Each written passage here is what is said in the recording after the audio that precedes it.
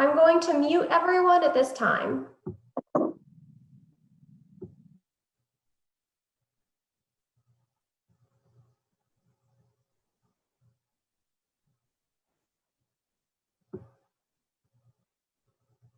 Commissioner Eggers, we're ready when you are.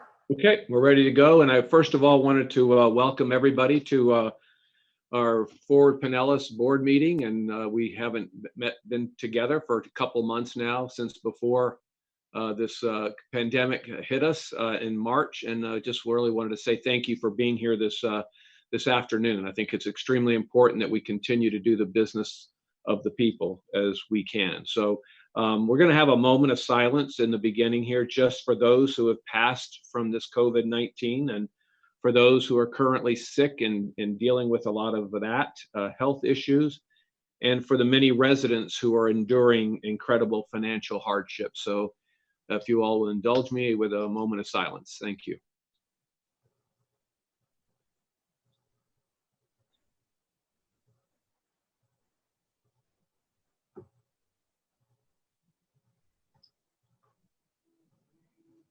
Thank you all for that. And again, thank you for joining this afternoon. I'm really excited that Commissioner Donovan has joined us from Tarpon Springs, and he'll be with us going forward through the rest of the year. I wanted to take an opportunity to thank our staff from Forward Pinellas for doing all the work that they've continued to do, and especially Tina and Sarah and a few others that have come together to make this meeting possible today. It's just not happening. There's a lot of work that goes into this. So really want to take the opportunity to thank you specifically. Finally, I wanted to say thanks to the many employees that work for Pinellas County as well, our first responders, our medical personnel who have really stepped up during this time, who are doing incredible work above and beyond what they normally do. They do it because they're they do it because they're service. They do things for people naturally, but they've really stepped up, and I really wanted to thank them. Also wanted to thank each of you, the electeds out there that are doing amazing work as well. It's not lost on me how much you all are involved with your city managers and such, and trying to make things better for your residents. So, and then finally, I'd be remiss if I didn't give a shout out to our residents, who I think have really stepped up. They have done what we asked them to do. They have flattened the curve. Like we have asked. They have done all of the things that needed to be done, and I just ask them to stay vigilant and careful as we move forward through these times, as we're starting to come out from under it. Still, be careful and be on guard. So, thank you for giving me a few moments to say a couple of words. And with that, I'm going to call the meeting officially to order. Good afternoon. Welcome to the May 13th virtual Pinellas board meeting, which is convening pursuant to Executive Order 2069, issued by the Office of Governor Ron DeSantis on March 20th, 2020, and extended by Executive Order 2112, that allows local bodies that they may conduct meetings of their governing boards without having a quorum of its members present physically or at any specific location, and utilizing communications media technology such as telephonic or video conferencing as provided by Section 12054 5B2 of the Florida statutes. Procedures for public comments will be explained by the process coordinator shortly. So at this time, the members of the Forward Pinellas board appearing remotely for this meeting will be stated by the technology moderator, Sarah Caper. So with that, Sarah, you're up. Thank you, Commissioner Eggers. Board members, I'm going to ask each of you individually to confirm that you are here, are able to hear us, and can respond. Please note that everyone but myself in the chair is currently on mute. You should be able to unmute yourself, but if you're having trouble, I can also unmute you. The board members appearing virtually today are Chair Commissioner Dave Eggers, Pinellas County. I'm here. Thank you. Treasurer Mayor Cookie Kennedy, City of Indian Rocks Beach, representing the beach communities. Mayor Kennedy. Wait a minute.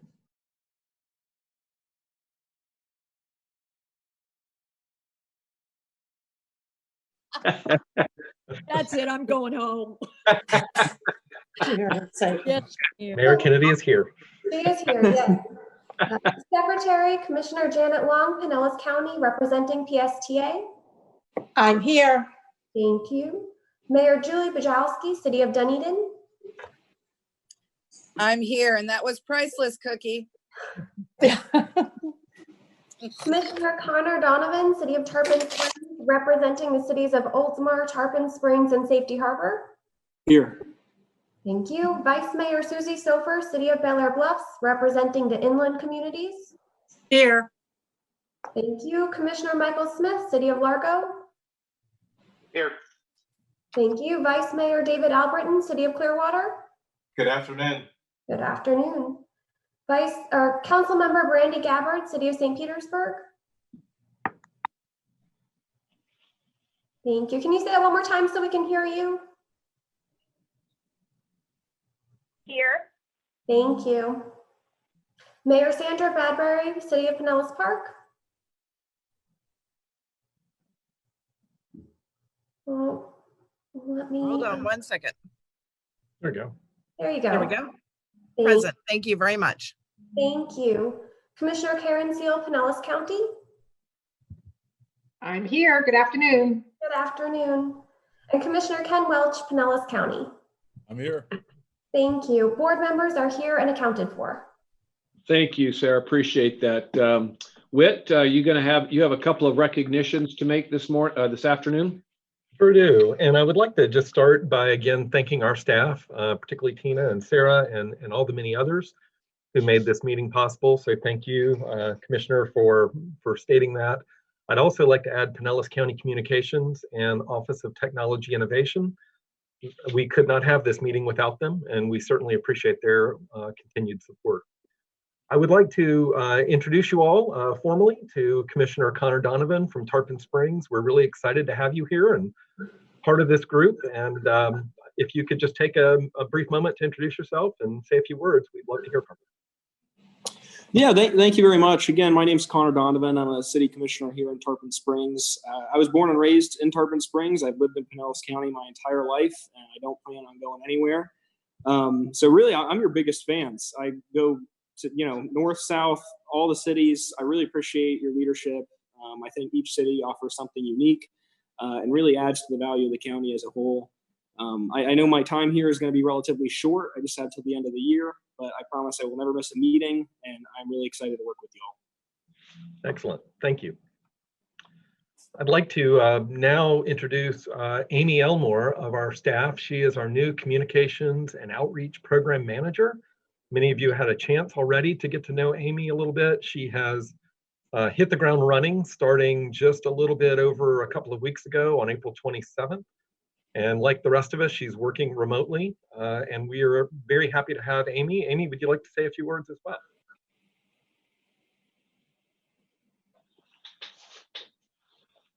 There we go. Yes, thank you so much. It's wonderful to be here today. I'm very grateful that I'm able to meet you, even if it's just virtually right now.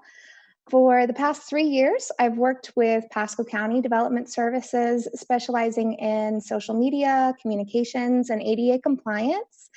And I am very excited to be a part of the Forward Pinellas team and have the chance to make an incredible difference in our communities. And I'm looking forward to getting to know each and every one of you. I will be reaching out to you by email in the next week, so you can have my contact information, and so I can talk with you guys about some different communications ideas that I have. I'm at your service, and I'm excited about working with you to keep moving Pinellas forward. Well, that's awesome. Welcome, Amy. It's good to see you. I hope to meet you in person sooner rather than later. And again, Commissioner Donovan, great to have you as well. So welcome to both of you to the team. So thank you. With that, I'll turn it over to Tina. You have a few words to say to us today. You're on mute. Whit, were you going to say anything at all about the emergency resolution before I read all the procedures for the virtual meetings?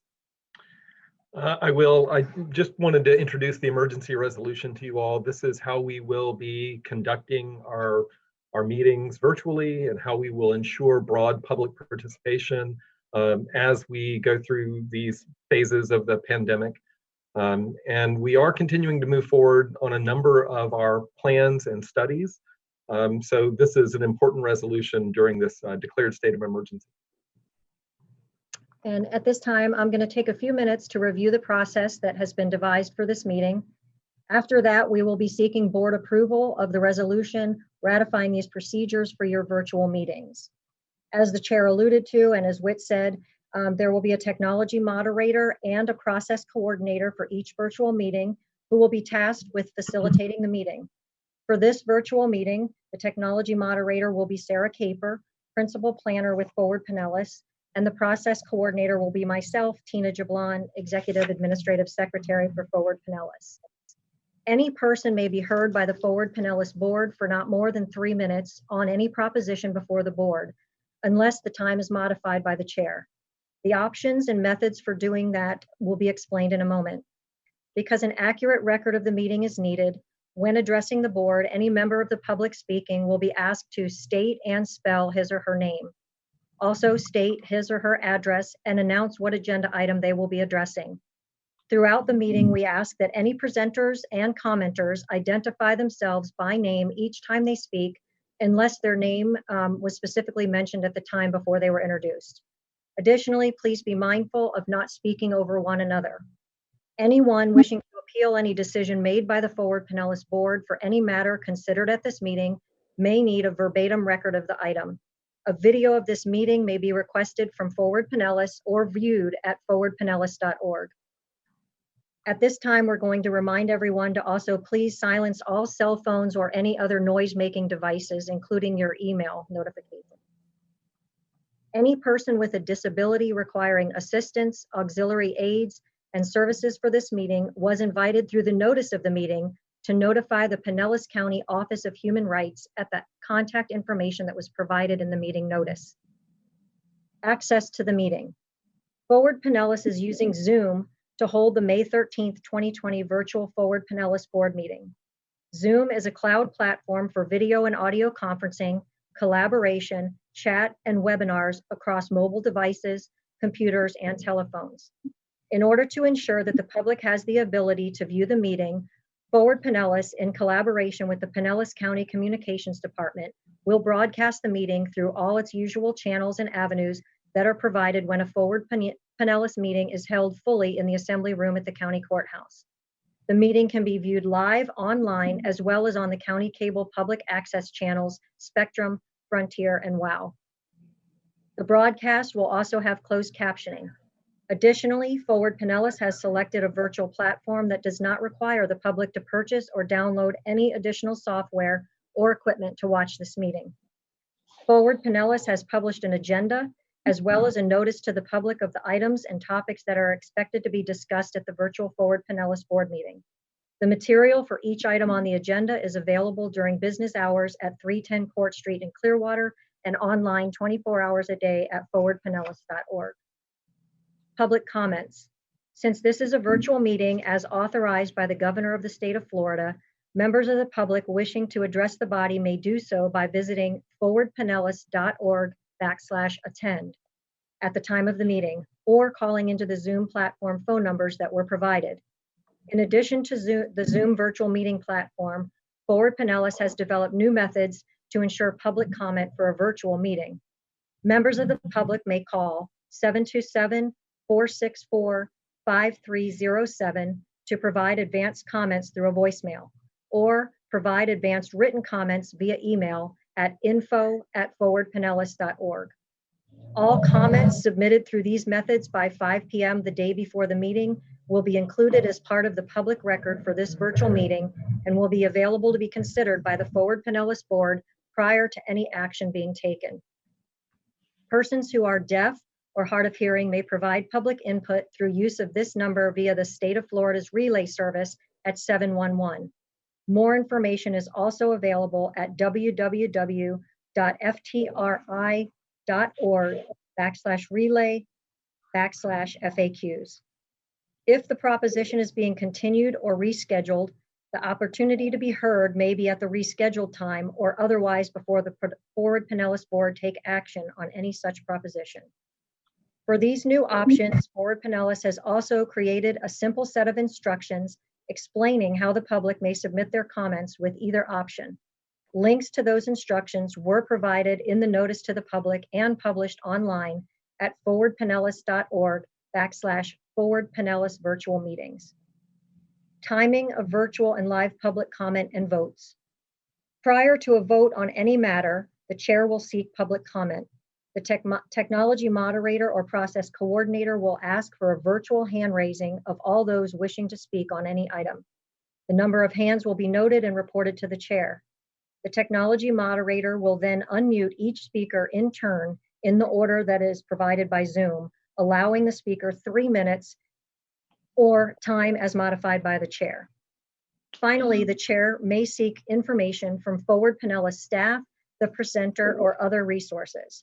For each item requiring a vote, the board member making a motion should identify themselves clearly and state their motion.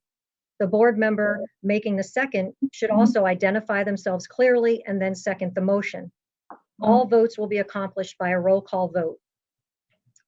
It is a recommendation of Forward Pinellas staff that the board adopt Resolution 20.01 and thereby these procedures to provide for virtual meetings of the Forward Pinellas board and its appointed committees during the current declared state of emergency.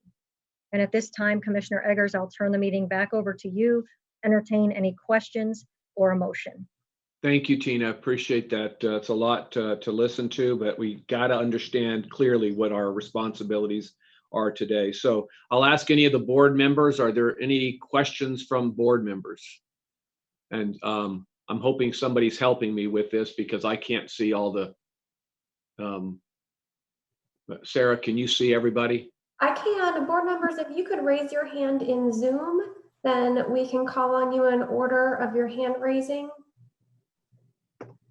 Okay, Commissioner Donovan's hand is raised. If you could lower your hand.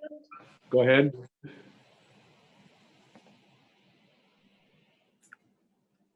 Commissioner Donovan, you can speak now. Oh, I thought we were practicing the hand raise. Oh, Okay, Mayor Bradbury, I can see you've raised your hand as well. Yes, you're recognized.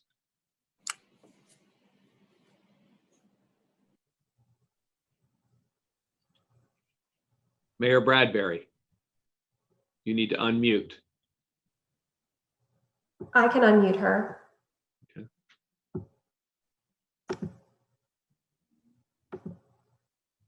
Mayor Bradbury, did you have a question?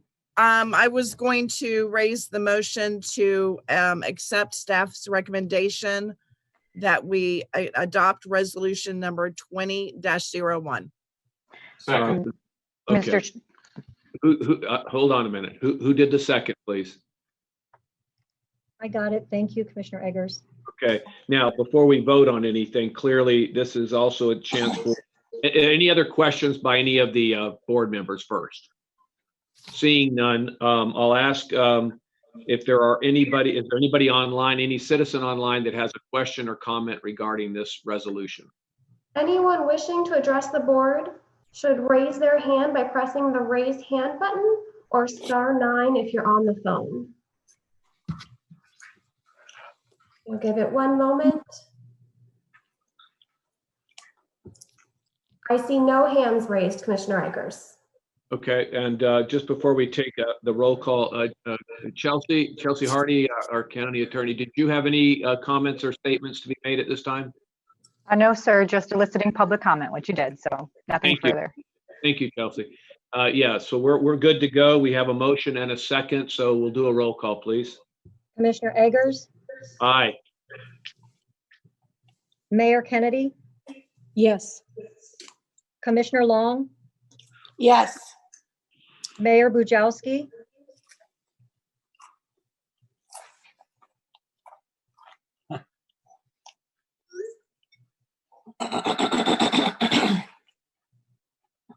Mayor Bujalski. Oh, I didn't hear her say my name. She broke up a little bit. Sorry about that. Aye. Commissioner Donovan, Yes. Vice Mayor Sofer, Aye. Commissioner Smith, Yes. Vice Mayor Albritton, Aye. Councilmember Gabbard, Yes. Mayor Bradbury,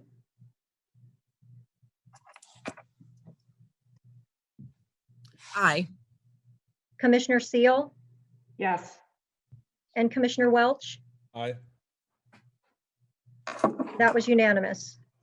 Thank you. That motion carried unanimously, and it was 6 for ayes and 6 yeses. So thank you for that vote. All right, I'm going to go ahead and bring the consent agenda to the table. There are a number of items on there, including approval of the minutes of March 11th meeting, approval of the committee appointments, and I really wanted to thank all the efforts that have been made to get the CAC almost fully staffed. We need one more person from St. Pete. There's 3 out of 4 that they've appointed, so just one more and we'll have a full board there, but that's a great effort.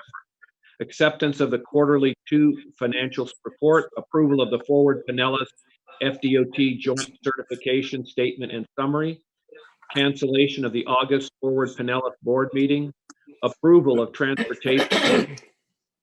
transportation performance measure consensus document, approval of procurement 2003 and selection committee members for auditing services, adoption of forward of fiscal year 2020, 2021, 2022 Unified Plan Work Program, approval of proposed amendment to the continuity of operations plan, and approval of appointment of local coordinating board chair. And I wanted to thank Michael Smith. Thank you.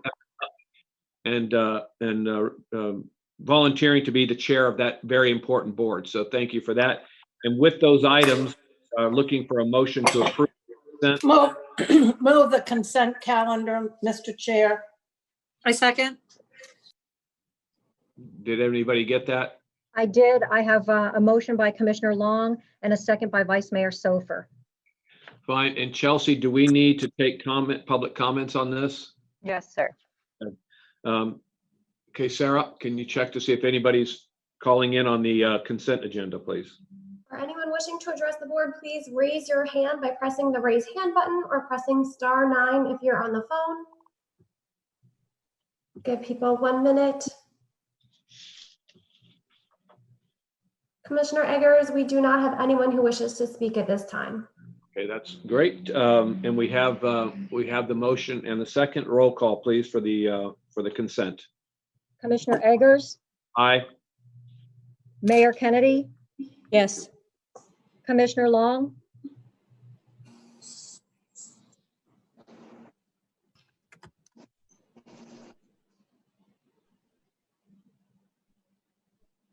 Janet. Hello. Yes, I'm sorry, Mr. Chair, but somebody keeps muting my mic, so it's hard for me to know if it's on or know if it's off. Thank you. Mayor Bujalski, Aye. Commissioner Donovan, Yes. Vice Mayor Sofer, Aye. Commissioner Smith, Yes. Vice Mayor Albritton, Aye. Councilmember Gabbard, Yes. Mayor Bradbury, Aye. Commissioner Seal, Aye. and Commissioner Welch. Aye. And I'm assuming Commissioner Long that your vote was aye. I didn't hear that, so. Yes, may I ask whoever is turning my mic off to just leave it alone because I know how to turn it off and on. Thank you. And I did say yes, Mr. Chair. Okay, I didn't hear you. I apologize. And that motion carries unanimously. Thank you so much for that. Now we're going to move into the public hearing section of our agenda, and we'll hear MPO hearings first, and then followed by the PPC hearings. So we'll start with item 5A, which is a modification to our TIP amendment presented by Jared Austin. Thank you, Jared. Of course. Should have control of this. Okay. Good afternoon, everyone. Jared Austin with Forward Pinellas. Today I'm going to be walking through a modification to the currently adopted 1920 through 23-24 Transportation Improvement Program. Okay. Whoops. Sorry. Okay. So as some of you may know, every 2 years, Forward Pinellas is required or receives funds, state and federal funds from the Florida Department of Transportation. These funds are on a 2-year cycle of what's called a Unified Personnel Work Program, or UPWP. This UPWP is reviewed and updated to look at projects that are anticipated, scheduled, and so on, and their associated timing. Any funds in the current fiscal year that are set to be used for projects after July 1st must be de-obligated, which essentially means that they are taken out of the current fiscal year and moved to the new fiscal year.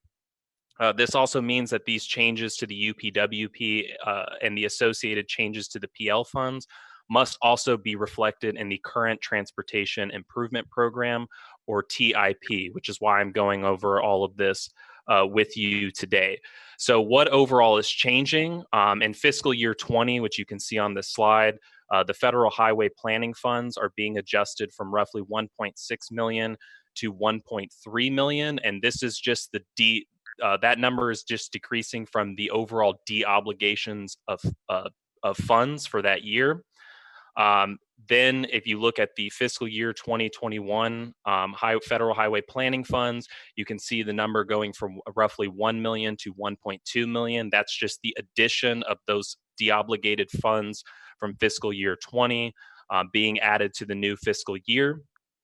And then overall in fiscal year 2022, you can see the federal highway planning funds are being adjusted from roughly 1 million to 997,000. And this is just the final adjusted PL fund amounts. So if this de-obligation did not occur, then any unused funds from fiscal year 2020 would not be available again till fiscal year 2022. And again, these numbers all have to be reflected in the currently adopted Transportation Improvement Program, which is why we need a motion from you all today to be able to adjust those funds in the actual TIP document. And I'd be happy to take any questions you have. Thank you, Jared. Do any board members have a question for Jared? Sarah, I don't. Can you see if anybody is raising their hands, or I can't? Oh, there we go. I can see the board now. I see no board members with their hands raised. I don't see any board members. If there's anybody from the public that would like to ask any questions on this matter, Sarah, anybody calling in? Any members of the public, please use the raise hand button or hit *9. I see no members of the public who wish to speak on this item.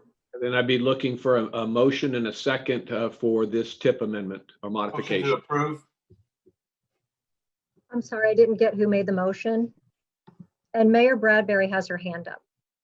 I was going to second. Okay. Who made the motion, please? Paul Britton. Thank you. Okay, roll call, please.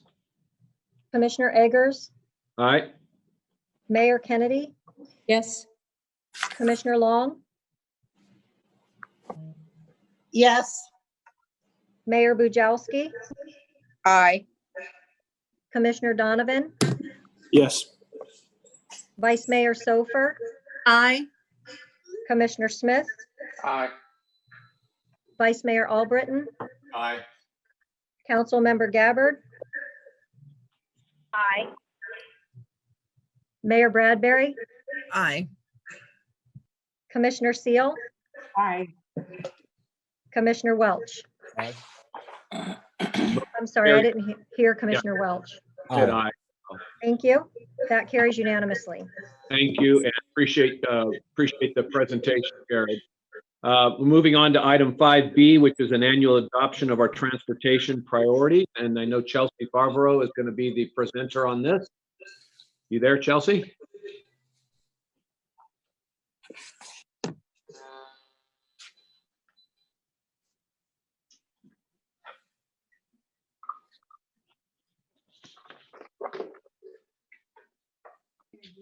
All right, there we go. Sorry about that. Yes, thank you. So I am here to present on the annual adoption of priorities. You'll notice in your packet, there's a part A and a part B. So we're going to take them each separately and ask for separate votes on these two. The first one that we have is the multimodal priority list. So the multimodal priorities, these are really your priority projects for state and federal funding. This doesn't control what local governments do. Local governments can still fund their own projects with local revenues without being on this list. This list is really just for those state and federal funding that the MPO and Fort Pinellas as the MPO has control over. Maintenance and replacement projects, such as resurfacing or bridge replacements, those are usually funded through other programs. Currently, we do not have a formal process or a call for projects to get projects on the list. The last couple of years, we've kind of added projects as they've aligned with Fort Pinellas' priorities, but we really haven't had a formal kind of scoring. Given that we just adopted the Advantage Pinellas plan this past fall, we really wanted to keep the priority list fairly consistent this year and not add a lot of projects, because we want to take time to develop that formal process to get projects on the priority list that's aligned with Advantage Pinellas, to ensure that the projects that we're advancing through the priority list are really reflective of what we're trying to do as an agency. So just as a reminder, projects will remain on the list until they are completed. So you'll notice in your packet, there are two sections to the list. There's a programmed portion, and these are projects that have been funded in the work program but are not yet completed. And then there's the unfunded portion. And this is the portion that we forward on to the Florida Department of Transportation so that they can match it with available revenues to get the projects advanced into the work program. So we do have 3 projects that are newly funded in the draft work program that will be coming to you next month for approval.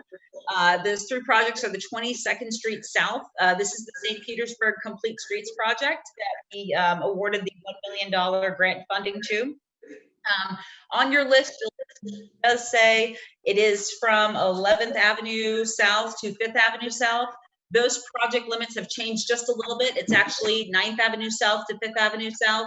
The city of St. Petersburg plans to complete that other portion with local funding. So the project remains the same. It's just the limits that are going to be receiving those state and federal dollars are going to be a little bit less. We've also funded bus replacements for the Pinellas Suncoast Transit Authority, and also Alt 19 Florida Avenue. There's improvements that have been funded in the work program as well. So those are going to be, you'll see them shaded in gray in your packet. Anything shaded in gray indicates a slight change. Anything shaded in yellow is more of a major change. We are proposing to add 5 new projects to the work program, sorry, not the work program, the priority list this go around. Those 5 projects are Scout Boulevard Complete Streets. This is the project that received that grant from our agency for the $1 million through our Complete Streets program. We are proposing to add the 18th Avenue South Bicycle and Pedestrian Facility. This was identified through the Active Transportation Plan through the development of Advantage Pinellas. We identified those top 10 active transportation corridors that we committed to advancing through the priority list. This was the #1 corridor, so we're proposing to add it this year, and that's why you'll also see it kind of close to the top, because we want that to get funded sooner rather than later. The State Road 60 Youth Trail Overpass. This is another one of those projects identified through the Active Transportation Plan through Advantage Pinellas. The Gateway Intermodal Center. This was a priority of that Spotlight projects that we've been undertaking, and this is for advanced right-of-way construction. And then the last one that we're proposing to add at the bottom of the list are operational improvements along Pasadena Avenue. Pasadena Avenue corridor study was a priority of the agency through the Spotlight program. And as that study wrapped up late last year, it identified some operational improvements to be undertaken along the corridor. So that's why we're adding it to the priority list at this time, so that funding can be programmed to help advance those operational improvements. I'm trying to advance the slide. So there are some other minor changes. If you see it shaded in gray, there have been some project numbers and descriptions or priority numbers. Those have been updated. Some of the project phases, the timing of which has been updated. One you may notice is US 19 corridor, the Tampa Road interchange. When we received the draft tentative work program last fall, There's an indication that the right-of-way for the Tampa interchange is going to be pushed out 1 year. So we reflected that on the priority list. That's nothing new since last fall. We did elevate the priority of the Drew Street corridor. We do know that there's a recognized safety and operational issues along the corridor. So we're hoping that elevating that project a little bit will help get those funding program for that project a little bit sooner. And then also there were 2 projects in Clearwater, the Clearwater Beach Busway and the Clearwater to TIA Express service. Those were previously included as one project, and we're recommending that they be separated out because we do recognize that they're 2 fairly distinct projects and they should be listed separately. So that's why you'll see those broken out on your priority list. So today we are looking for approval of the multimodal priority list, and then we'll take that list and we'll transmit it to FDOT so that they can consider that as they develop the next work program for fiscal year 21 through 24. And then later on this year, we do plan to formal call for projects and really have a formal process so that local governments and other agencies like TBARDA or PSTA can come to us and request funding and request placement on this priority list, but really have a very simplified prioritization process that's very structured so that there is some continuity and some predictability in how these projects advance through our process. So with that, I'll take any questions on the multimodal priority list and just open it up to you all. Any questions from the board? Mayor Bujalski has a question. Thank you. It's a question for Whit, really, because we haven't talked recently about this. Where does the improvements for the entryway to Honeymoon Island that we've been working on and Curlew intersection, how does any of that fall into this list at some point? Yes, it does. Thanks for asking. We have placed on our priority list last year at a very high priority. I think it's number 7 on the list, the Dunedin Causeway Corridor safety and operational improvements. And we had a meeting on that, about an hour-long meeting yesterday with the department and Pinellas County, just to coordinate their respective pieces of this project. And we're going to meet again in 3 weeks. So what we're looking to do is identify some fundable projects that we can get ready prior to July 1 this year. But that's because it was on the priority list last year. Okay, so it's there because I didn't see it. It's there. I'm trying to look at it on my phone while I'm on my iPad. It's number not even 7. The glasses are okay. It's number 7 on the list, and the title of it is Dunedin Causeway Operational Improvement. Okay, thank you. Mayor Bradbury has a question as well. Yes, thank you. My question is more of a possibly legal. Is there a reason why we have to bring this back again next month and we can't vote and approve it today after it's been presented? No, so what is before you, we're actually asking today for that vote and approval. What you're going to see next month is the actual FDOT work program. You'll see some of those funding sources lined up with a couple of those priorities. This is just for the priority list that we're going to transmit to DOT for the next work program. Okay, it kind of seems like we're duplicating ourselves. That's the reason why I was asking. Mm-hmm. So one of the things I'd like to just mention, if I can, is that we work in an annual cycle, and what we're doing today with these priority list projects is we are setting ourselves at the beginning of a year-long cycle, and next year the department will come back. Actually, they'll come back in the fall with a draft tentative work program that reflects today's priorities as best as they can do with the funding that's available. And then in June, you will then adopt the work program, the TIP, that stems from today's priority list. So next month, next June, you'll be adopting last year's priority list as it's reflected in the work program. Did that just clear it all up for everybody? Thanks, Whit. Any other questions? Okay, so this also has an opportunity for residents to call in. Sarah, anybody calling in on this item? Yes, members of the public, you can address the board by raising your hand or pressing *9 if you wish to speak. We'll give people a moment. I see no members of the public wishing to speak on this issue. Thank you, Sarah. Whit, is this a good time? I'd asked you yesterday to maybe give a little update on the Drew Street corridor. You want to do that now or later, or Really do that now. Since Chelsea mentioned it, that we've moved it up on the priority list. I think your term was elevating it on the priority list. Just to be clear, we're not elevating Drew Street. But we have asked the department in last year's priority list to put together a engineering study to look at the feasibility of the complete streets recommendations coming out of the City of Clearwater study that we helped to fund about a year or two ago. So I have received a scope of services from the Department of Transportation for that work. And today I submitted my review comments on that draft scope of work. And as soon as the department is finished negotiating with their selected consultant for that, they're ready to go. The money is in place. The project is funded, and I would expect it would begin as early as June 1 or shortly thereafter. So within a matter of weeks, we'll be underway with that.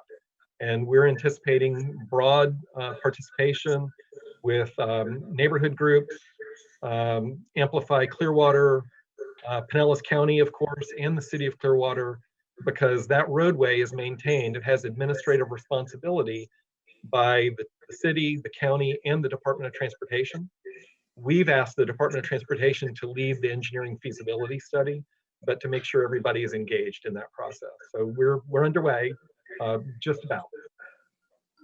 Thank you, Whit. And the other question I had, and I don't know if it would fall here or in the next piece, but the CAC had sent a letter to us talking about Belcher and State Road 60 interchange, intersection expansion, and where that would fit and why that's not on a priority. So I just wondered if you could comment to that, please. I would, and that is a major project regardless of the type of improvement.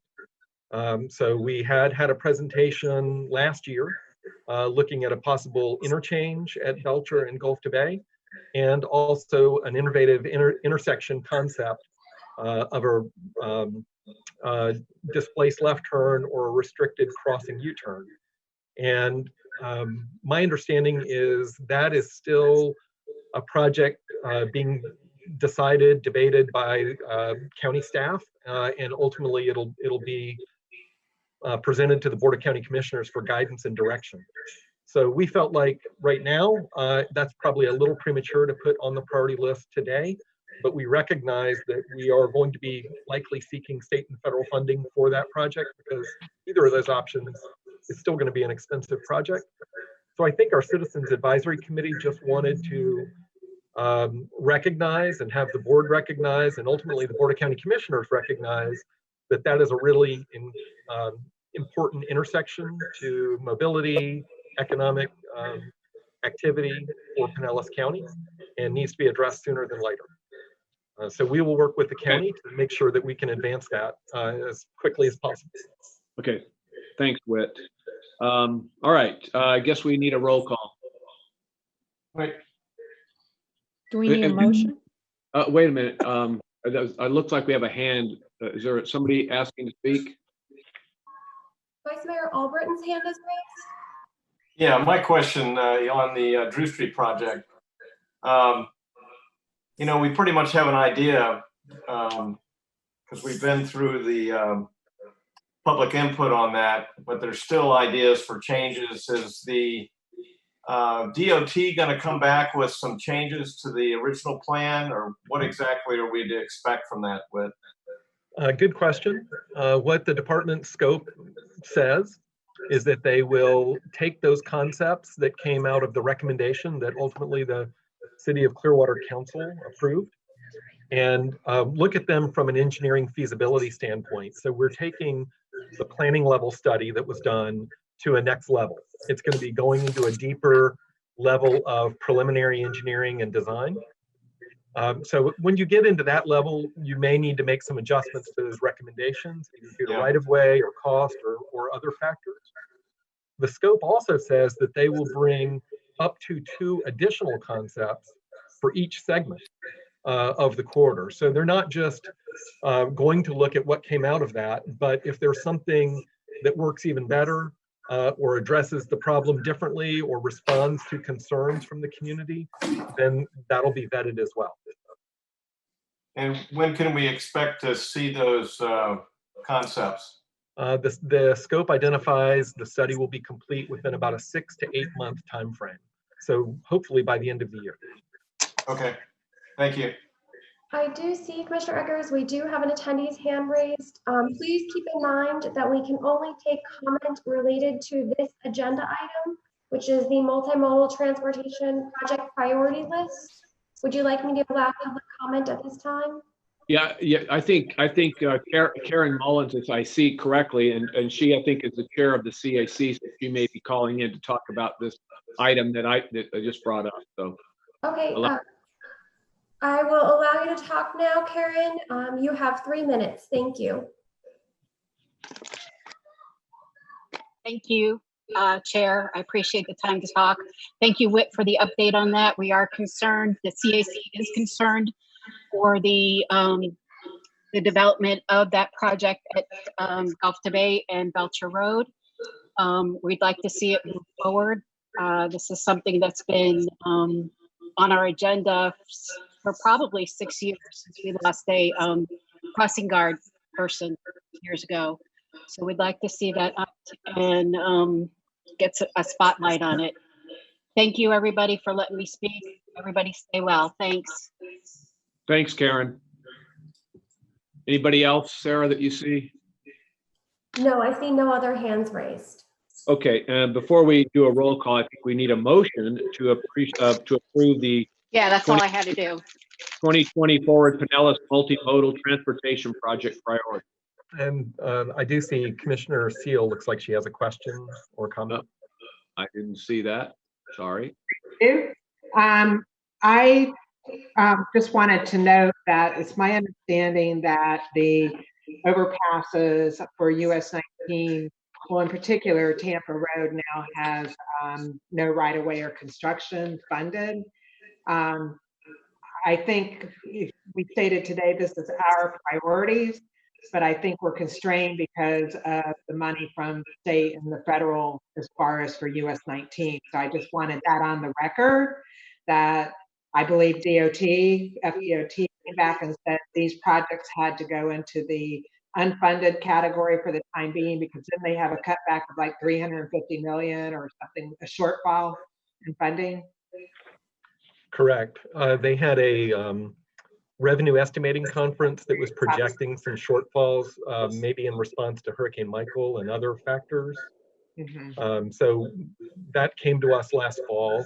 We did write a letter after we adopted the priority list or adopted the TIP in June, and we expressed concern and our dismay that that interchange was being moved out of the funded list, and we asked that the department bring it back as quickly as possible. So we're on the record. I just wanted that all stated on the record. Otherwise, I was going to have to vote no. Thank you. Thank you. Thank you. Anybody else? Sarah, I don't see anybody else. I don't see anyone. Board members, when you would like to speak, please use the raise hand feature if you can. It's hard to see all of you when there are so many tiles. Okay, so we need a motion for that multimodal transportation project priorities. So moved. Second. I'm sorry, I need you all to state your name. Who made the motion? Paul Britton. And the second? Janet Long. Thank you. Roll call, please. Commissioner Eggers? Aye. Mayor Kennedy? Mayor Kennedy?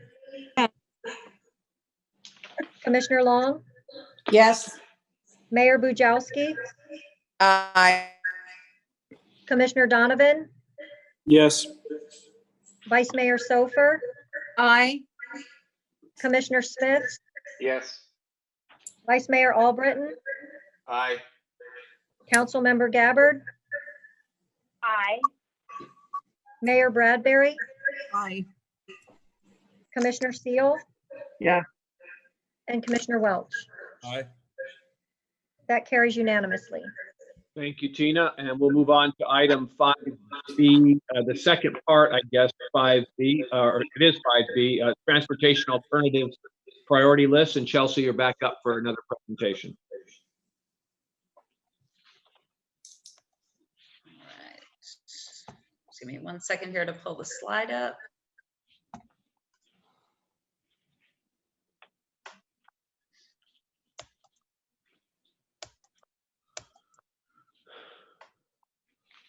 All right, so I'm sorry, there's a bit of delay on the screen sharing. So the Transportation Alternatives Program, we maintain as a separate list because this is a grant program that's really geared towards bicycle and pedestrian improvements.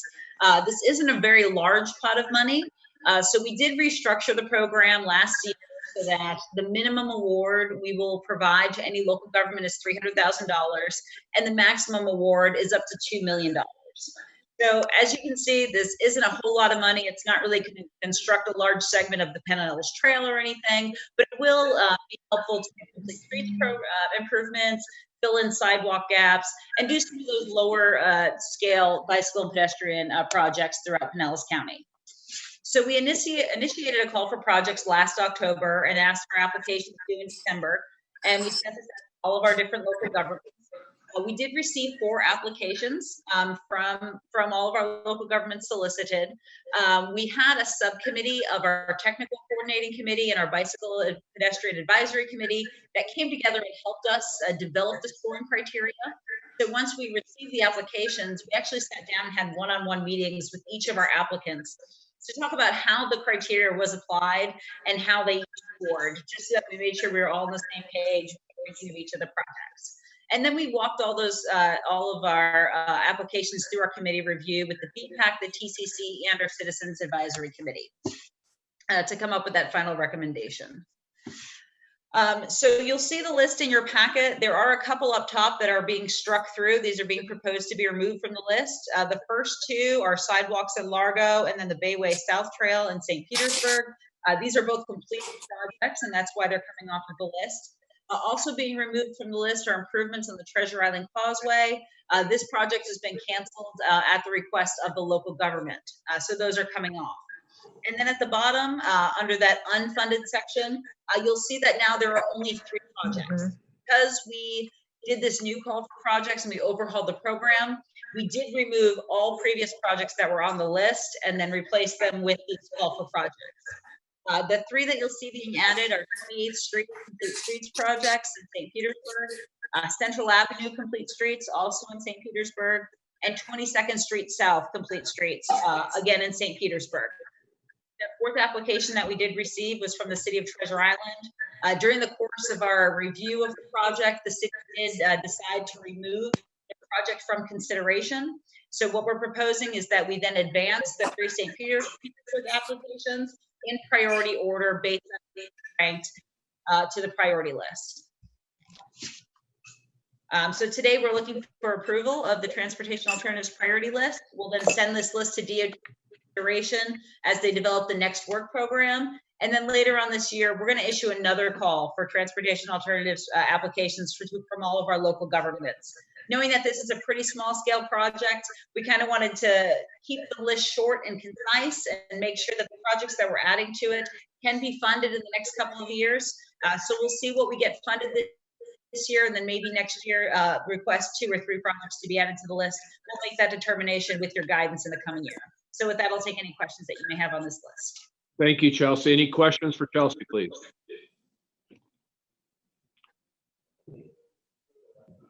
I see no hands raised from board members. Okay, can you check to see if any residents are interested in asking any questions about this? Members of the public, if you'd like to speak on this issue, please raise your hand in Zoom by just hitting the raise hand button or pressing *9 on the phone.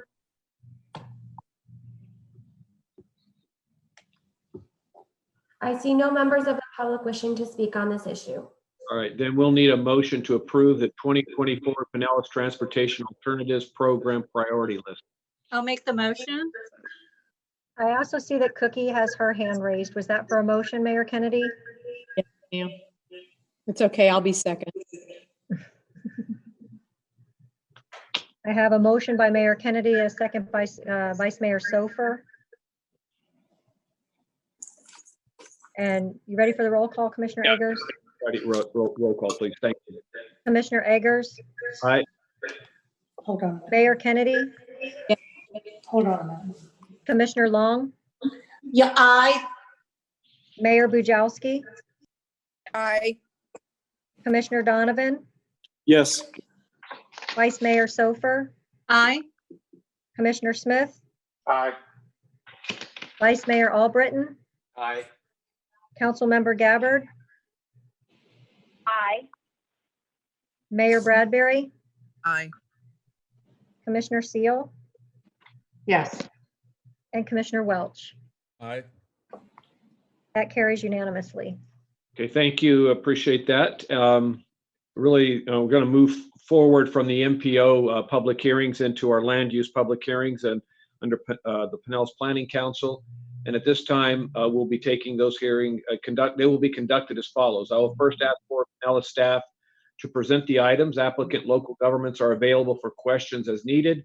Once each presentation is given, I will ask for proponents of the proposal to speak, then opponents, and finally any other citizens who wish to comment or ask questions on the case. We will then hear rebuttals by the applicant as necessary and a staff response or summary. At that time, the board will ask questions, and then I will close the public hearing and the board will deliberate and take action. And first item is case 2008, City of Clearwater, being presented by Nusheen Rahman.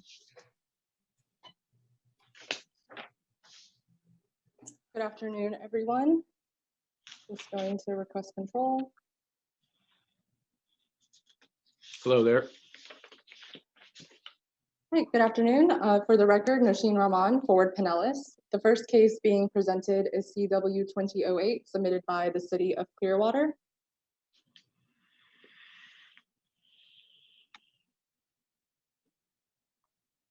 The city seeks to amend a property from the public semi-public category to the office category, and the purpose of the proposed amendment is to allow for the use of an existing building as a financial office. The subject property is located on 407 North Belcher Road with an area size of approximately 0.729 acres. Its existing use is a financial office, and this proposed amendment would bring the subject property into consistency with the countywide rules. The surrounding properties include commercial, office, and residential uses. The following is an image of the front of the subject property.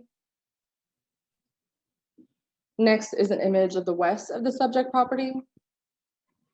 And lastly, an image of the south of the subject property. The map in front of you portrays the current countywide plan map category of public, semi-public, along with its permitted uses. Based on these permitted uses, a financial office is not an allowable office type under the current category, hence the proposed amendment to the office category. The proposed category is depicted in the map in front of you, and based on its permitted uses, a financial office is an allowable office type under this category. One of the countywide considerations taken into account is the location of an amendment area within a scenic non-commercial corridor. And upon review, it was found that this amendment area is located on an SNCC with an enhancement connector classification. However, the proposed category of office is consistent with this classification and SNCC strategies. In conclusion, staff finds that the proposed amendment is appropriate for the intended purpose and is consistent with the locational characteristics for the office category. And on balance, it can be concluded that the proposed amendment is consistent with the relevant countywide considerations contained in section 6531 of the countywide rules. Listed in front of you is an analysis of the relevant countywide considerations taken into account. And lastly, there were no public comments for case CW 2008, concluding my presentation. Thank you, Nasheen. Any questions for Nasheen?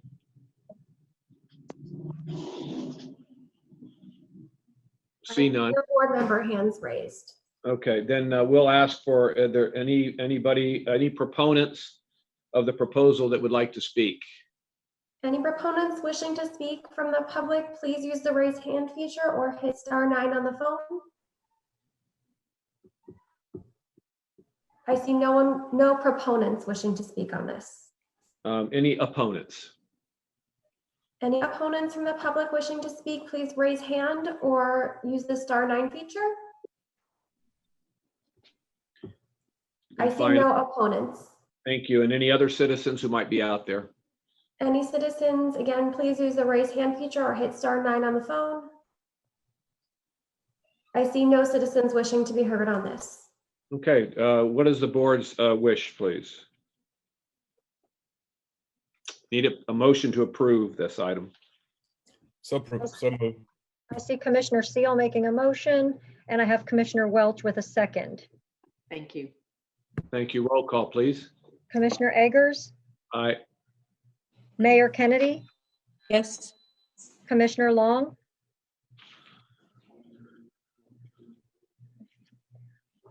Mayor Bujalski, Aye. Commissioner Donovan, Yes. Vice Mayor Sofer, Aye. Commissioner Smith, Yes. Vice Mayor Albritton, Aye. Councilmember Gabbard, Aye. Mayor Bradbury, Aye. Commissioner Seal, Aye. Commissioner Welch, Aye. and I'm going to circle back to Commissioner Long, although I think she has stepped out of the meeting. Okay, that carries unanimously.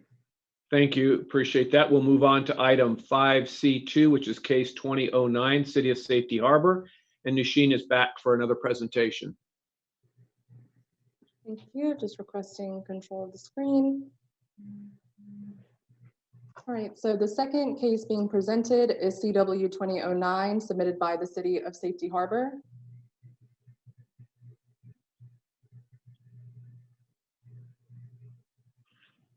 I apologize, there's a little bit of a lag when there's some screen sharing. No problem. The city seeks to amend a property from the residential low medium category to the recreation open space category. And the purpose of the proposed amendment is to maintain the subject property in a passive park setting as an extension to the Folly Farms Nature Preserve.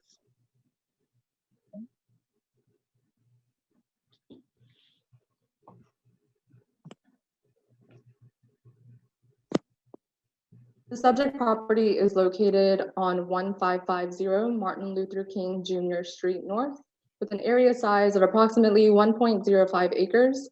Its existing use is a single-family dwelling with surrounding uses including residential, recreational, and preservation properties.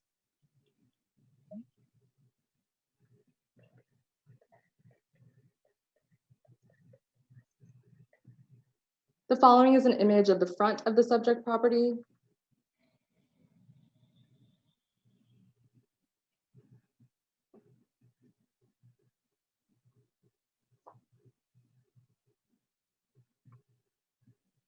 Next, I believe a slide was skipped, so I will go back.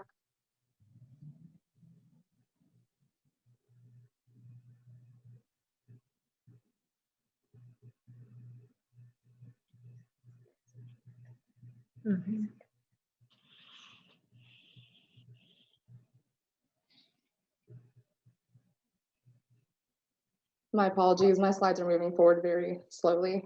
This was meant to be the next slide. The next image is of the north of the subject property.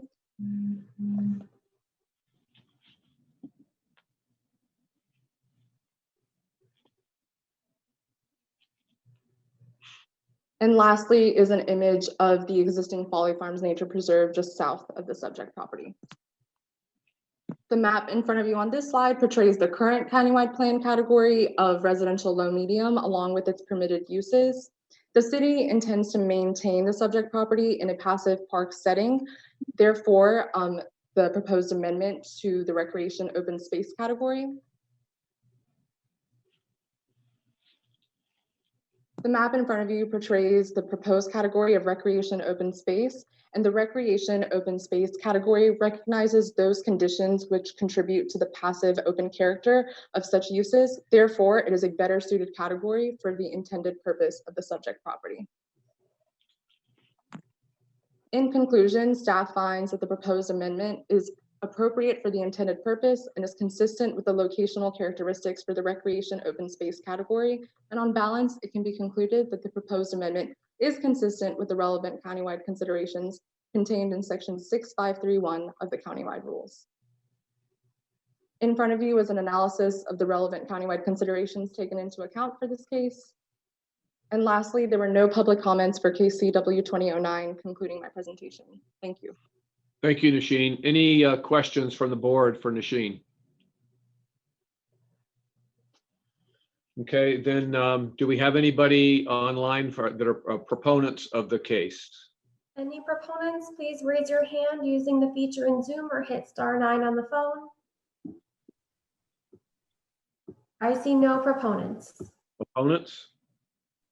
Opponents, please hit the raise hand button or *9 on your phone. I see no opponents wishing to speak on this. And finally, any other folks? Any citizens wishing to be heard, please use the raise hand button or hit *9 on the phone. I see no citizens wishing to be heard on this. Thank you, Sarah. Bring it back to the board for a motion to approve case number 2009 for the City of Safety Harbor. So Move approval, Mr. Chair. I have Commissioner Long, and who is the second, please? Sound like Commissioner Welch. It was not. You must miss my voice. Wow, I do. There's that voice. Who was the second? Albritton. Okay, thank you. Hey, roll call, please. Commissioner Eggers? Aye. Mayor Kennedy?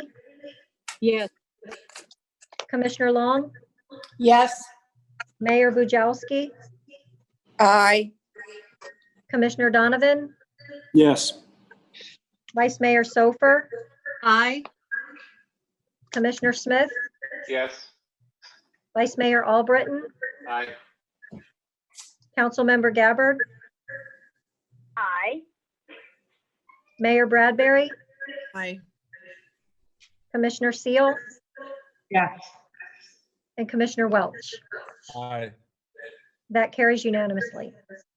Thank you, Nasheen, for those two presentations and presenting those two cases. We'll move on to item 5D, which is a countywide rules amendment, and Linda Fisher is going to do that presentation.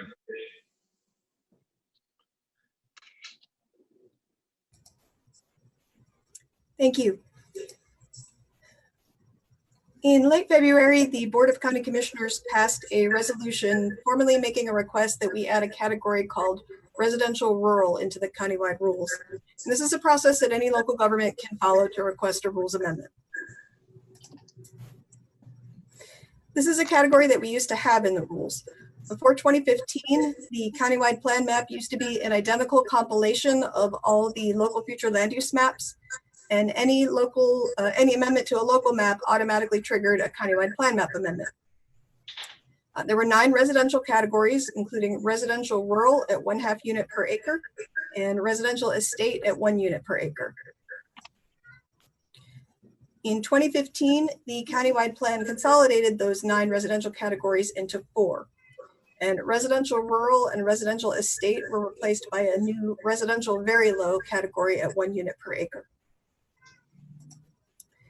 What that means is if a local government amends their future land use map from residential rural to residential estate, it no longer triggers a countywide plan map amendment because our category remains residential very low in both cases. The purpose of the category consolidation in general was to recognize that not every minor local amendment rises to the level of countywide significance, and that we could allow some amendments to move forward with just local approval. It's been 5 years since we made that change. Most of the new categories have worked pretty smoothly, but the county has recently identified a problem with residential very low. Unincorporated Pinellas County has a number of low-density communities which are protected from density increases through community overlays in their comprehensive plan. One of those is an area in the North County adjacent to Tarpon Springs. It's known as East Lake Tarpon. It's largely residential rural on the county's future land use map, but there have been some recent annexations where the property owners have been amending to residential estate afterward. And in the current plan, that density increase can happen with just city approval. So from the county's perspective, it's undermining the integrity of those community overlays. So to help protect those communities, the county has requested that we readopt residential rural into the countywide rules with a maximum density of 1/2 unit per acre.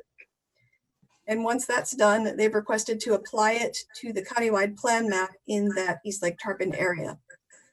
Now, the rules amendment and the map amendment are two different actions that have to be done in sequence. So today we're just bringing you the text amendment to put the category back into the rules. That's why I'm not focusing on any particular geographic area in my presentation, because this is something that could be used anywhere countywide. If the text amendment is approved, then once it's finalized, we'll immediately follow and bring you the county's request for the map amendment. And that will focus specifically on that East Lake Tarpon area. So the proposed amendment we're bringing you today includes adoption of the new category standards. It also includes an addition to the map amendment process. Currently, we only have a process for countywide plan map amendments that occur together with local land use map amendments. But this is a unique situation where we would be amending just the countywide plan map. So we needed to add some language to clarify that will just follow the same process as a normal amendment. We also took the opportunity to clean up a few typos and inconsistencies that we found left over from the last major update in October. That's not an uncommon thing to happen given the size of that amendment. And these are just non-substantive housekeeping changes. On May 4th, the Planners Advisory Committee voted unanimously to recommend approval of the amendment. Today, the board will vote on your own recommendation. If you recommend approval for a rules amendment, that's done in the form of a resolution that will get transmitted to the Board of County Commissioners in their role as the countywide planning authority. And to finalize the amendment, there will need to be 2 countywide planning authority public hearings, which we anticipate will happen on June 3rd and July 21st. And that is the proposed amendment. If you have any questions, I'll be happy to answer them. Any questions for Linda from the board? I see 2 hands raised, Commissioner Donovan and Mayor Bujalski. Commissioner Donovan? Yeah, thank you, Chair. My question for staff would be, so just so we all understand, the proposed amendment would mean that if a city such as Tarpon Springs was going into a voluntary annexation process with somebody, even after that process was completed, they would still be subjected to that residential rural designation? That's correct. Okay. I have comments to make, no longer a question. Would now be the time that I would make a comment? Yeah, go ahead. Okay, thank you. Yeah, so first I just want to say thank you to staff for putting this together. It's a really detailed background and I really appreciated the visuals. I think the maps definitely paint a good picture of what's going on. I also understand and respect the county's willingness to protect the East Lake overlay, but I did want to offer a little bit of a different background and perspective on this. So recently, developers came before the city asking to be voluntarily annexed from the East Lake overlay, and it fell completely into a quasi-judicial setting. So it met all criteria, it checked off all of our review, it bordered the city, and again, it was completely voluntary. The city of Tarpon Springs doesn't do involuntary annexations. We also have no future plans to do an involuntary annexation. So in the written purpose of the newly proposed residential rural category, if you look at it in your backup, it cites areas with a rural, very low density manner. And if you scroll over to attachment A, I know a lot of us are on our cell phones. It was a little bit difficult for me to get the map. But if you scroll to attachment A, it's a map of the overall area that's going to be residential rural. Yeah, I think, yeah, okay, yeah, perfect. So that's what I was looking for. So if you look at the neighborhoods south of Trinity Boulevard and along East Lake Road, the vast majority of what we're going to be considering rural and very low density is just the opposite in some cases. And really, these are suburbs and homes with side yards, 10 yards apart, 15 yards apart. And they're really only meeting even the current density requirements because they have golf courses within their community that are being moved into the calculation of it. So again, I respect the county wanting to protect the East Lake overlay, but I'm not going to support this item for just two main reasons. One being that the majority of the area that we're about to consider residential rural isn't truly low density. And two, I feel that this is just going to be a tool in the county's tool belt to oppose or control future voluntary annexations. And I do also want to emphasize that the majority of the area being included, at least in this specific time, is going to be things that the city of Tarpon Springs would be dealing with. There's not a lot of opportunity for other cities to come in and do this. From the city of Tarpon Springs perspective, there's no imperialism here. We have no plans to further annex any of these properties. But we also want to reserve the right to work with property owners in a completely voluntary and quasi-judicial setting. And I can't answer any questions as well. Okay. Commissioner Bujalski. Thank you, Mr. Chair. This is, again, maybe a question for Whit or the planner. So when the county makes a countywide plan amendment like this, adding a category back in from what I read, a lot of times cities will also allow that category in their zoning category. Is this the kind of case that would do that? Does that make any sense to you? You were breaking up a little bit. This is a, I apologize, just for a moment. This category will not apply automatically anywhere in the county. It will not go on the countywide plan except where it's requested by the local government with jurisdiction. And it will only be able to go in those locations where the local government has residential rural on its own future land use map. For today, we're not talking about putting it on the map anywhere. The decision today is just to add the category to the text of the countywide rules so it could be requested in a later action. Okay, and I just going on the previous conversation about East Lake, did you look at any other areas in the county that might fit into that category? The resolution that the county passed to request that we add this category only mentioned East Lake Tarpon as an area where they would like to see it applied. And again, we cannot apply it anywhere. It won't apply it automatically unless another local government with jurisdiction wants to apply it in their jurisdiction. Well, the reason I ask is, I mean, just at my own house, right next to my own house is a whole sort of enclave of county residents that their properties would certainly fit into this category. And I don't believe that's the category they're listed. I mean, they're listed in some kind of category that wouldn't allow for deep development, but someone tried to do the same thing as Tarpon was talking about, tried to annex into the city. It was a property that was probably an acre, and they wanted to split it up and do two houses, and by annexing in, they could split the property up, and the neighbors were adamantly against it. So I'm just trying to see how this applies to Dunedin as the Dunedin representative here. And I would assume that if you were going to do this, you would look countywide as to where it should be, not just this one area. Because I have no control over that property, you do.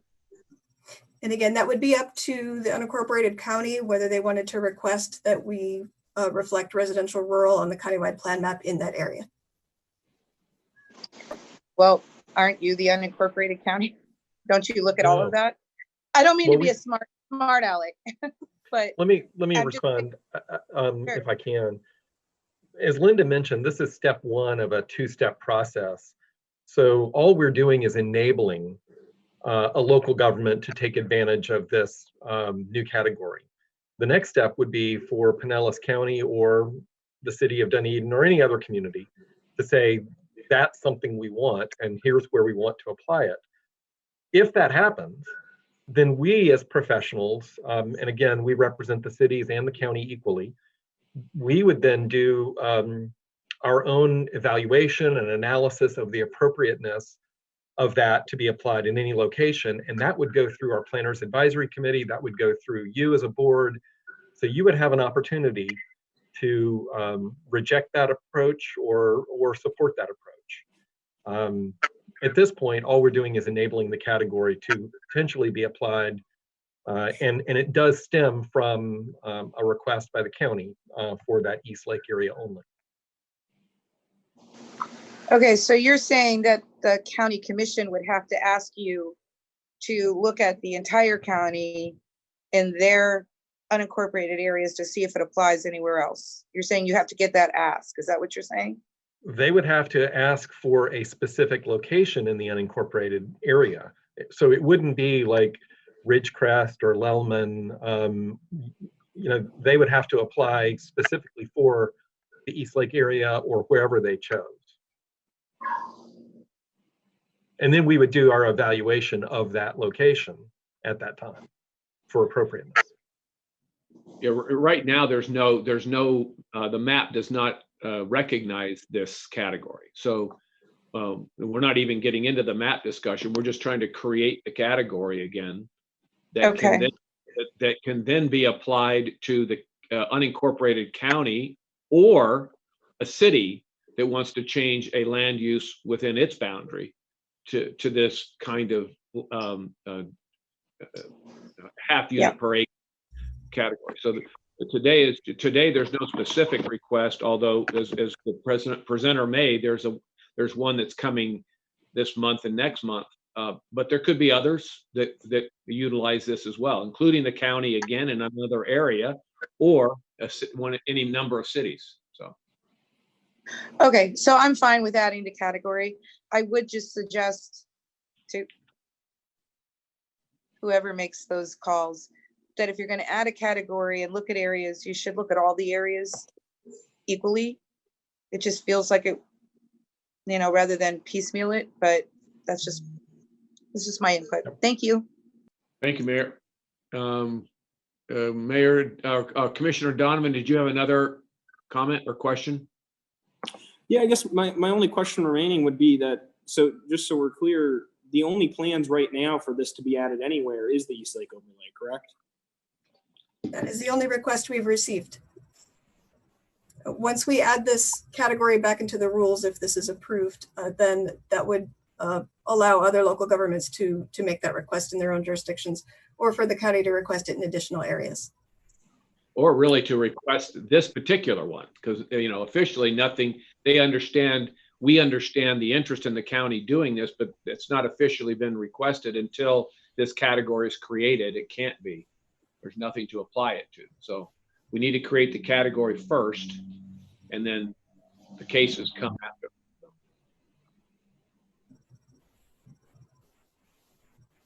Any other questions from the board? Okay, are there any, Sarah, are there any proponents that might want to speak to this? For this matter, we can do anyone from the public who wishes to be heard at once. Okay, so any members of the public, please use the raise hand feature or press *9 if you're on the phone. I see no one wishing to speak at this time. Okay, then we will need a motion to for this countywide rule amendment to create the category residential rural. I need a motion and a second, please. Move approval. I have Commissioner Seal making the motion, and I have Mayor Bradbury as the second. Roll call, please. Commissioner Eggers. Aye. Mayor Kennedy. Yes. Commissioner Long. Yes. Mayor Bujalski, Aye. Commissioner Donovan, No. Vice Mayor Sofer, Aye. Commissioner Smith, Vice Mayor Albritton, Aye. Councilmember Gabbard, Aye. Mayor Bradbury, Aye. Commissioner Seal, Aye. and Commissioner Welch. Aye. And that vote is 11-1. Thank you. Appreciate the presentation, Linda, and we will move on to any other presentation or action items. And I think, Whit, you have one to ratify the TIP amendment, ATIP amendment. Yes, thank you, Mr. Chairman. So item 6A is stemming from an action that I took as executive director under the declared state of emergency back in March to advance a project requested by the Florida Department of Transportation into the Transportation Improvement Program. Normally, we would take a TIP amendment to you, the board, and ask you to vote to approve it so that we could get going on the project. In March, you may recall, we were just really beginning with the pandemic. We had canceled our April meeting. We had started to cancel our March committee meetings, or we had canceled our March committee meetings and we're about to cancel our April meeting. And DOT asked us if we had emergency powers to approve projects because they were getting a request from the governor's office and from central office in Tallahassee to do what they could to advance transportation projects into the work program beginning with the new fiscal year, July 1, to address projected higher unemployment levels as a result of the pandemic. So I consulted our internal control policy structure, and from my read of it, it looked like we had the ability to address continuity of operations of the MPO work program. Subsequently spoke with our attorney, and she felt that we needed to amend the internal control policy structure to be more clear that TIP amendments below a certain threshold could fall under that emergency powers provision of the executive director when we have a state of emergency declared. In doing so, I did consult with the chair on this proposed project, which is a median barrier wall for US 19 through the mid part of the county around 118th Avenue, 126th Avenue, where we have had quite a few people attempting to cross US 19 illegally, some fatalities over the years.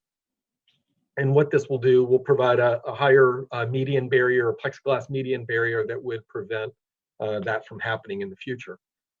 This is about a $1.5 million project.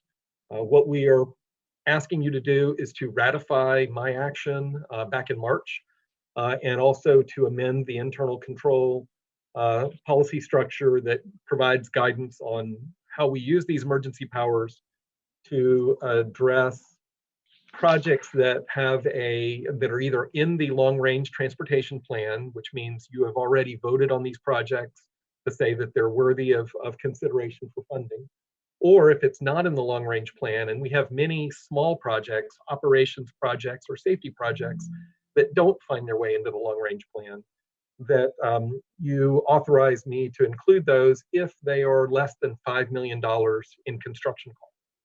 So we wanted to put a threshold on that. And that could be for a phase, or it could be for the construction of the project. And with that, I'll open it up to any questions you may have about this action. Are there any questions for Whit, not only on the approval of the TIP amendment that we did, but also the internal control changes? Okay, I don't see any, so I would, oh, wait a minute. Mayor Bradbury, sorry about that. Thank you. I just want to commend Whit on taking this action to move some things forward that were already on our list, and also for bringing it to us today to approve. I just want to say thank you to him and staff for looking over our wish list to bring things forward, and also to continue the good work when it comes to items like this during our emergencies. You have the list, and to let it go forward. So thank you. Thank you, Mayor. Are there any other questions or comments? I don't see any. So if somebody could make a motion to ratify the executive director's approval of the TIP amendment and to amend the internal control structure policy manual. Commissioner Grace, we also need public comment on this item. Oh, goodness, I forgot. Thank you, Sarah. You're Keep welcome. me straight here. Can you check to see if there's anybody from the public that would like to ask any questions on this item? Yes, any members of the public, please use the raise hand feature or hit *9 on your phone. I see no members of the public. Thank you, Sarah. I'm sorry to Mayor interrupt as well. I think Vice Mayor Sofer may have had a question, Commissioner Eggers. Vice Mayor, sorry about I that. was just going to remind him to go to the public, but Sarah's always on top of it. So thank Yeah, you. there's always keep me. Yeah, a lot of people keep me straight. Thank you. Appreciate that. But I'll make the motion if you want to go forward. Okay, that'd be great. Second. I have a motion by Vice Mayor Sofer, second by Vice Mayor Albritton. A roll call, please. Commissioner Eggers, Aye. Mayor Kennedy. Was that a yes, Mayor Kennedy? Yes. Commissioner Long, Yes. Mayor Bujalski, Yes. Commissioner Donovan, Yes. Vice Mayor Sofer, Yeah, aye. Commissioner Smith, Yes. Vice Mayor Albritton, Aye. Councilmember Gabbard, Yes. Mayor Bradbury, Aye. Commissioner Seal, Yes. and Commissioner Welch. Aye. That carries unanimously. Okay, thank you for that, and we'll move on to the director's report. You have a couple things on the report today, Whit? Yeah, sure do. Thank you very much. I just want to give everybody a little bit of an update on where we are with the Gateway Area Mid-County Master Plan. We are transitioning our staff responsibilities from Chelsea, who led the development of the plan, to Christina Mendoza, who will lead the implementation efforts of the plan. And as we move into the implementation, just a reminder that from the very beginning of this project, which was a coalition of funding partners, including the Florida Department of Transportation and the 4 local governments affected, Largo, Pinellas Park, City of St. Petersburg, and Pinellas County, and Fort Pinellas as well, that we never expected the Gateway Area Master Plan as the plan would be adopted as a plan by all the local governments, because they have their own comprehensive plans, they have their own area plans, land development regulations, but we anticipated that the master plan would be a guiding plan or a guiding document that would inform actions taken to all those other plans. What we do want the local governments to all adopt, however, is some type of commitment or resolution or agreement that commits them to implementing actions recommended in the plan. And we're organizing it around a series of guiding principles. Those guiding principles are fairly broad, but they include things like transportation connectivity, infill and redevelopment, affordable housing strategies, equity, along those lines, and certainly environmental protection, given the resilience issues of the coastal high hazard area that is much of Gateway. As well, we've identified some actions for the local governments to consider, such as prioritizing projects in their capital improvements program related to the Gateway project, considering amending their comprehensive plans, because the plan itself calls for some changes in increasing density in the area where appropriate, creating a more walkable, place-based destination, and current codes and regulations don't fully enable that today. We met with the planning directors back in maybe early March or late February of those 4 local governments. They encouraged us to be as specific as we could be in this agreement. We have since distributed it to all the partners, and we've created a framework for how the partners will meet on a regular basis to provide each other with updates on the progress that they're making on the Gateway Master Plan, to track trends, and to ensure continued consultation with the private sector and landowners in the Gateway area, because that'll be critical to any implementation activities. Again, we're waiting for comments. They should be back by March 19th. And then the plan would be, once we get comments on this commitment or agreement, we would then go to the 4 local government partners and ask them to adopt that commitment. And again, it's not directing them to specific actions. It's really creating a partnership going forward where we will agree to work together in collaboration to see the success of the Gateway Plan come to fruition.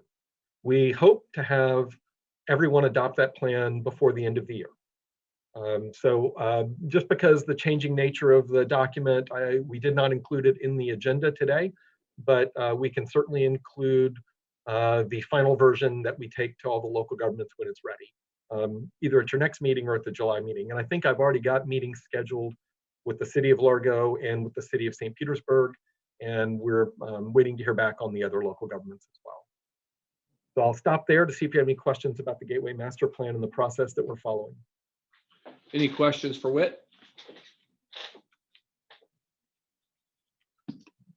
I think it's great, Whit. I just applaud you all coming together like this. Is obviously one of the more important areas in our county.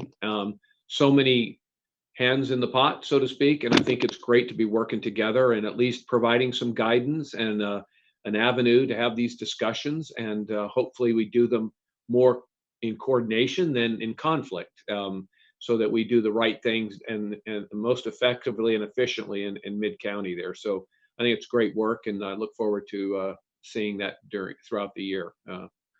Thank you. Credit goes to Chelsea, Christina, and our consultants, and all the staff of the cities in the county, because we got a lot of great participation in this effort.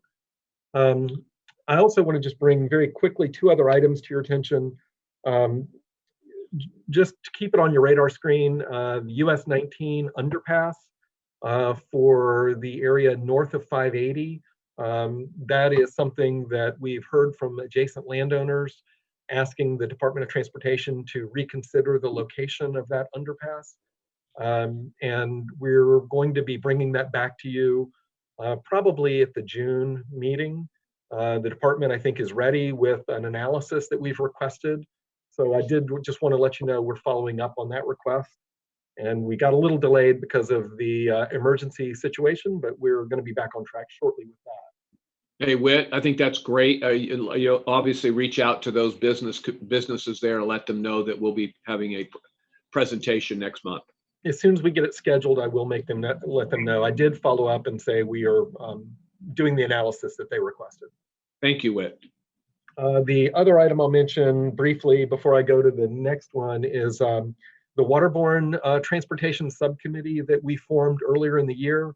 We have not rescheduled that first meeting, but I did want to let you know that we are looking into doing that, and I expect we will do that sometime this summer. So just kind of keep that on your radar. We had it scheduled for March, and unfortunately we had to postpone that, but it'll be back. The next item I want to bring to your attention is item 7B. It is the I-275 Supplemental Environmental Impact Study. Sometimes you'll hear the acronym SEIS. It is a federal process that you go through for environmental considerations, which includes neighborhood and community impacts. And that covers I-275 in Hillsborough County from the Howard Franklin Bridge to about Martin Luther King Boulevard, and I-4 from 275 to east of 50th Street in Hillsborough County. This has been a pretty controversial set of proposed improvements in Hillsborough County, and the Hillsborough MPO heard this item and had a presentation back in February. And just because we are partners in the regional transportation network and we do make decisions on the regional transportation network collaboratively. We wanted to give you the opportunity to have the same presentation and discussion. But I also didn't want the time lag to go too far. We had originally planned to have this on the agenda in April. And for this meeting, we really wanted to focus on items that we had to take action on to meet our statutory obligations. And this is not something that we need to vote on or act on, but it is something that I think you all are interested in, particularly anybody who travels eastbound or gets through the Hillsborough County, Tampa area to come to Pinellas County. So what we've included in your packet is a video narration of the project that's available to review.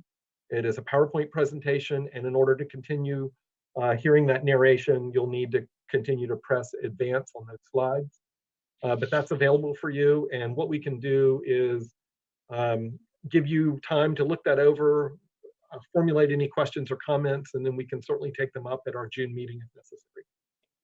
But I want to thank the Department of Transportation for making that available. They put this narrated PowerPoint video together for us for this meeting, and appreciate their extra effort. Thank you, Whit. Any questions on these items or anything else any member has for Whit?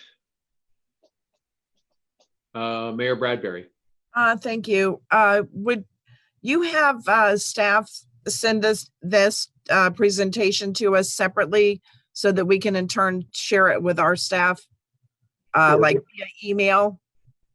Yes, and you know, actually, this is probably something we ought to post on our website too and make available for folks.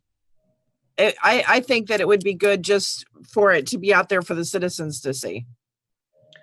And I probably failed to mention that this really focuses on the West Shore interchange and the downtown interchange at I-4 and I-275, as well as the managed lanes on I-275 in Hillsborough County.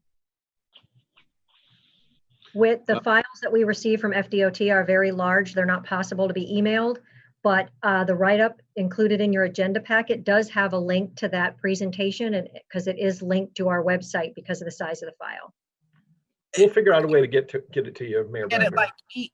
like email where it does that so that we can forward the email to people. Yep. Unfortunately, it's too big to email. No, just the link. Oh yeah, we can do that. We'll figure that out. Here we pushed on the link to view it, and so you know, to have the link available via email so that we can forward it to other people. We'll follow up with you. Yes. Thank you. Mayor Bujalski. It's so funny doing these things at home, you know, talking to the kid at the same time I'm having a meeting. Sorry about that. Okay, where's Bliss? No, sorry, just kidding. Whit, I had two questions for you, not on the issues you brought up, but I just to find some status.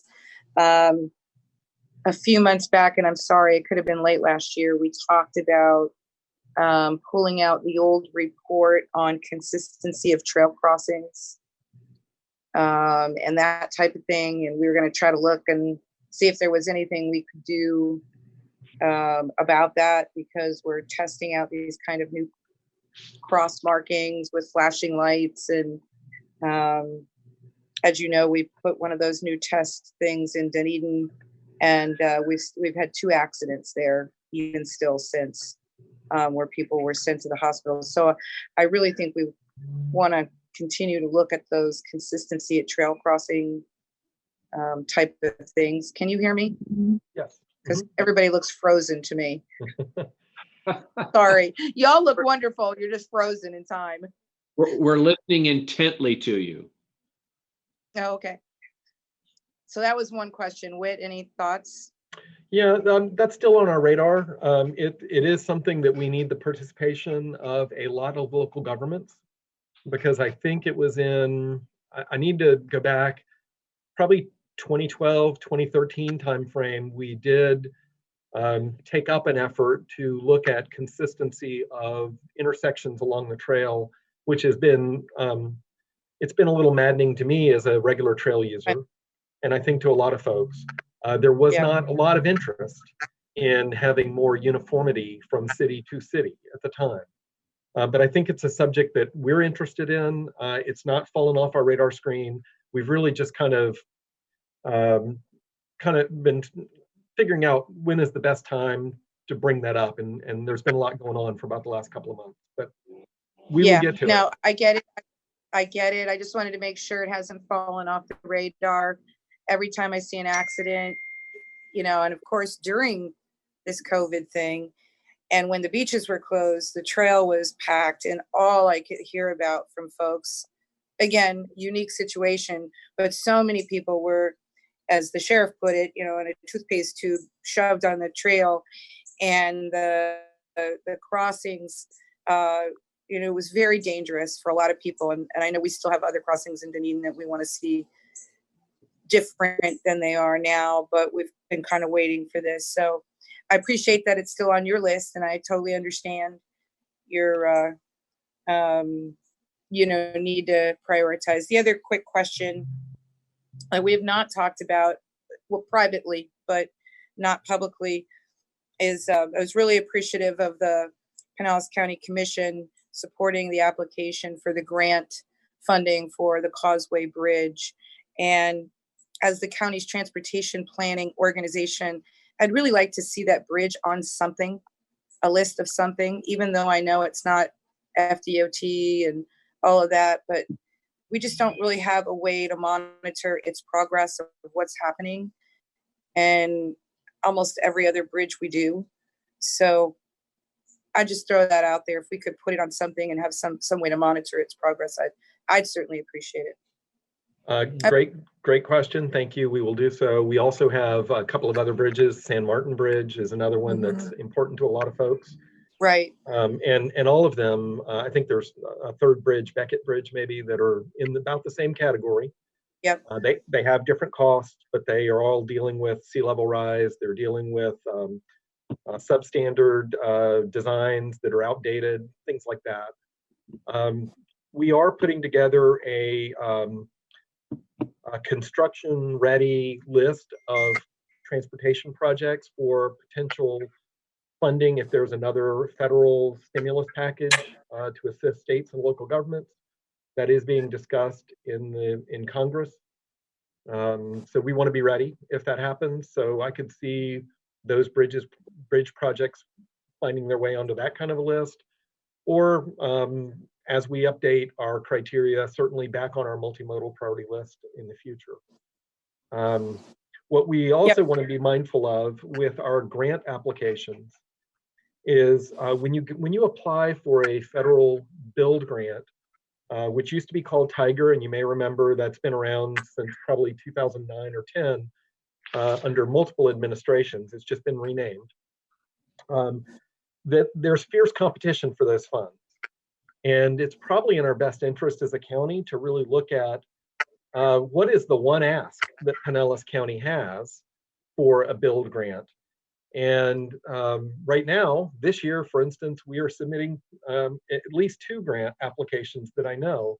One for the Dunedin Causeway bridges, and then another one for the PSTA Downtown Clearwater Intermodal Center. So in effect, we're kind of competing against ourselves as well as all 49 other states in the country.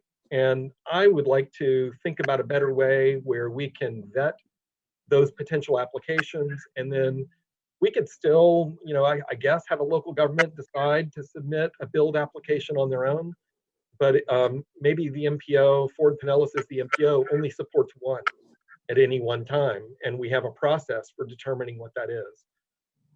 So I think that's really important, and I also think that we need to have a better dialogue and discussion about where these projects that aren't necessarily needing MPO approval, but they're important transportation projects and where they are in the process. So I take your comment to heart, and we'll follow up on that. I appreciate that, and I totally agree. And just one other quick question: the Hillsborough County link, what they're planning for I-275 and I-4. Did you say you were going to send that out to us? It's in the packet. There's a link to that in the updated packet online, but we will make sure we get that to you so that you can review it if you're having any trouble. Yeah, I'm having trouble. I'm using my, yeah, if you guys could resend that or send us the link, then I can forward it to my city commission. I'd really appreciate it. Thank you. Absolutely. Councilwoman Gabbard. Thank you, Chair, and thank you, Mayor Bajowski, for bringing up the bridge issue. Whit and I actually had a little conversation about that yesterday, and very glad to hear us having these conversations about these county-wide issues that have a challenge getting funded. This was an issue, as you're all aware, was very important to my predecessor and now myself, because the San Martin Bridge is at or beyond the end of its useful life, but even more so is a very, very dangerous pedestrian and bicycle crossway. It's part of our trail system. And because of all of that, I'm so relieved to hear us as a board having that conversation. Funding for these kind of projects are safety concerns, and that's something that I have learned as a Forward Pinellas board member to really focus on. And so thank you for bringing that up. And I just wanted to add in my sentiments of a plug for the San Martin Bridge when it comes to any sort of funding for these sort of projects, not only from an integrity standpoint, but like I said, from a safety standpoint as well. So thank you, Chair. Thank you, Councilman member. Anybody else that needed to ask Whit while you got him? Or anybody else on the staff? No, let's pick on Whit. Thank you, Whit. Okay, well, the last part of our meeting is just informational items. There's a whole bunch of things on there. I would just remind everybody again that obviously Forward Pinellas does a great job of trying to integrate land use and transportation. That's really our mission, and we try to bring monies to the county and prioritize them accordingly. But one of the things that really gets us going is the safety of our residents, and why we do what we do every day. Why our staff does what they do is to make this area safer. And we have a Safe Streets meeting coming up on Friday. It's the second one that we're going to have. But I just, take a look at the fatalities map and the fatalities report. I think it brings it into 3D, three dimension really, what's happening out there. And we just have to keep working hard to minimize those fatalities. There's a lot of them that we can fix, hopefully quickly. We just keep working hard on it. There's always going to be some, but we got to try to minimize that. But that just brings it to light, I think. So with that said, is there anybody that has any other thoughts before we close the meeting, before we go for whatever you're going to do the rest of the day? Anybody? Who's there? Commissioner Smith. Thank you. Commissioner Smith. I just wanted to thank everybody for the appointment to the local coordinating board. Thank you. Looking forward to your leadership, Commissioner. Big shoes to fill. Yeah, really. Great point, Whit. Anybody else? Okay, seeing none. Commissioner Welch. Sorry, Commissioner Welch. He's starting to ignore me already. I still have 6 months, Dave. I just wanted to thank staff for a very well-run Zoom meeting for Pinellas, and it was done very well. So I just wanted to commend staff on that. Great point. Yeah, great point. Anybody else? Okay, we are officially adjourned. Thank you so much. All right. Thank you.